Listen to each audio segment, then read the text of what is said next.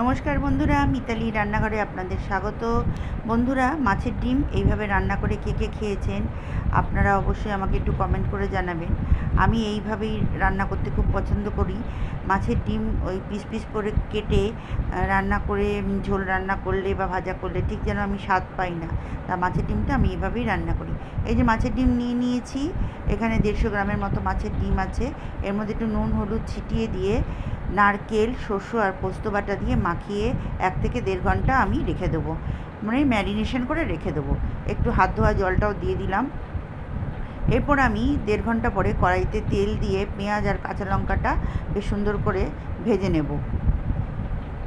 পেঁয়াজ কাঁচা লঙ্কাটা ভাজা হয়ে গেলে এর মধ্যে ছোটো করে টুকরো করে কেটে রাখা আলু এর মধ্যে আমি দিয়ে দেবো। আলুটা ভালো করে ভেজে নিতে হবে, আর সঙ্গে কষাবার জন্য নিয়ে নিতে হবে আদা রসুন বাটা আর একটু হলুদ আমি পেস্ট করে রেখেছিলাম সেটা।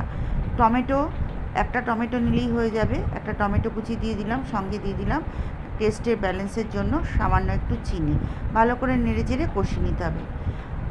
এরপরে মশলাটা কষানো হয়ে গেলে মাছের ডিমটা দিয়ে রান্না হতে দিতে হবে যতক্ষণ না পর্যন্ত এটা জলটা শুকিয়ে যায়।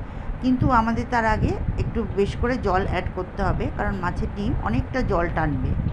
দেখুন আস্তে আস্তে জল শুকাচ্ছে। বন্ধুরা, আমার এই রেসিপিগুলো আপনাদের কেমন লাগছে অবশ্যই কমেন্ট করে জানাবেন। রেসিপিগুলো যদি ভালো লাগে তবে একটা লাইক করবেন, শেয়ার করবেন, আর আমার চ্যানেলটা যদি সাবস্ক্রাইব করা না থাকে তাহলে অবশ্যই সাবস্ক্রাইব করে নেবেন। বেল আইকনটা ক্লিক করবেন, যখনই এরকম নতুন নতুন রেসিপি আপলোড করব আপনাদের কাছে পৌঁছে যাবে। দেখুন ডিমের জলও মজে গেছে, আর ডিমটা তৈরি হয়ে গেছে। একটু গরম মশলা আর লেবু পাতা দিয়ে আমি এটাকে ঢাকা দিয়ে রেখে দেবো।